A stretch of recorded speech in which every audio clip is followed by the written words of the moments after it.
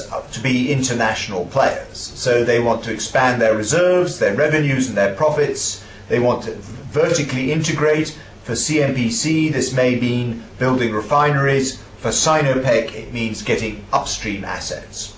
So it's a very simple part of their long-term strategy, and getting assets overseas is an integral part of this. At the same time, they can avoid domestic price controls, particularly on oil products.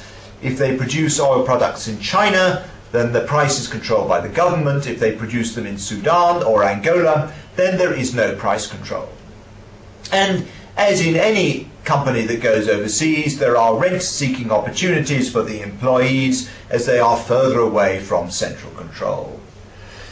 And I like to see that the Chinese national oil companies have this window of opportunity, that with oil prices having been relatively high, with government support, with the bank support from the state banks, that this is a time when they can go out very quickly and gain a lot of assets and build an international position with a lot of domestic support.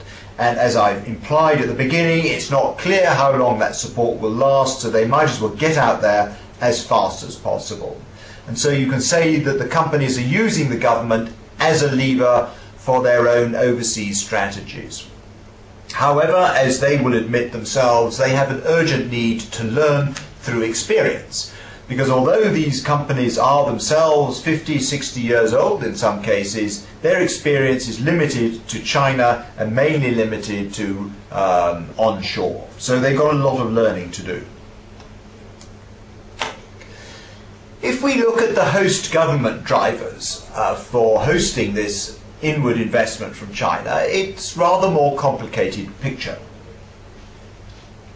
Needs investment. The Chinese are there, they have money, so why not welcome them? And clearly Russia and Brazil may be examples of that.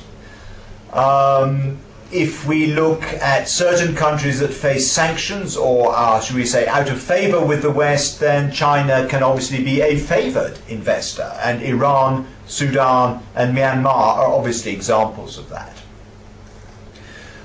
From the point of view of major oil-producing countries like Saudi Arabia, they want to secure their future demand, their future markets, which clearly are in East Asia, and if they can get guaranteed exports to China, they may be willing to let China invest in their own assets.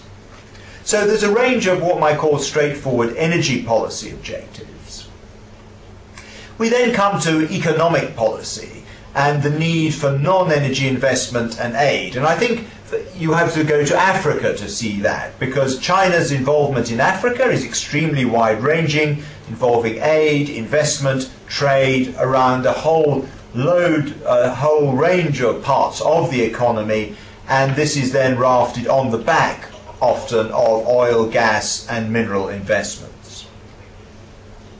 Certain countries have an industrial policy that they want to end their monopoly of the dominance of their oil sectors from Western companies, so they'll invite in the Chinese or the Indians or the Malaysians just to break the market power of the Western companies. In the same way, certain countries, for example Iran, Venezuela, may be keen to invite the Chinese in as a political gesture, as a sort of balancing gesture, an anti-Western or anti-USA gesture. And finally, and a little more subtle I think, one or two countries are using the Chinese as an instrument to get owned by a foreign private company. So I think if you look at the host governments, there are a range of drivers, and there are probably even more than we are seeing there. And finally, we have the host national oil company. Well, there may be companies, for example, Petrobras, Rosneft and Transneft, who just need investment. They need loans, so they are happy to work with the Chinese oil companies or take loans from the Chinese government. As I've said before, the Chinese oil companies offer a huge range of oil field services. These are not quite at the most technically sophisticated end of the market, but they are cheaper, they are reliable, and the Chinese have a work ethic that is just incomparable anywhere in the world. And in Sudan, we saw them build a pipeline across some of the most hostile territory in the world in very short time. And finally, for some companies, there's the opportunity for access to investments in China's downstream market, and it's particularly Saudi Aramco, Kuwait, who are taking advantage of this to build refineries and other downstream assets in China.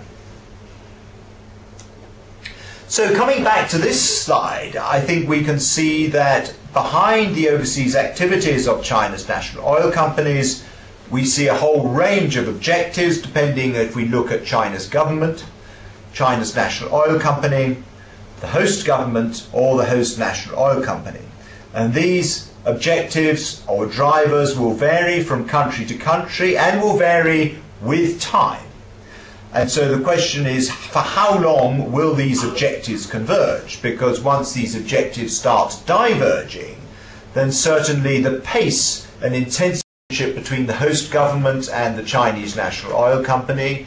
Clearly, if there's a change of government, if it's a democracy or there's some other forced change of government in the host country, then this could well result in a dramatic and rapid change of attitude to the Chinese. And we've seen that in part in Nigeria. There may also, after a while, even without a change of government, be a reluctance to be over-dependent on China. China can very easily move in and start to take over every aspect of the economy, and there may be resentment growing up among sectors of the population. And finally, the Chinese NOCs may not deliver. Now, that's not to say there have been problems to date. Certainly in Sudan, the Chinese have delivered very well. But they have to be very careful about their performance, not only technically, but also with respect to the environment, to labour relations, and to other aspects of corporate social responsibility. Otherwise, there could well be tension between the host government and the Chinese national oil company. What about the host national oil company and the Chinese national oil company? Both of these national oil companies have their own commercial and economic objectives, and clearly if these start to diverge, then cooperation will be difficult. And we've seen that already in Angola, where initially there was an agreement to build a refinery, but I was in Angola 3 weeks ago. That agreement came to nowhere because they had different commercial objectives. Then obviously we have to go to the bigger picture of the relationship between the host government and the Chinese government, and as we know, diplomatic relations anywhere in the world can be volatile, whether the government changes or whether there's a change of priorities. So I think in all cases we have to look for any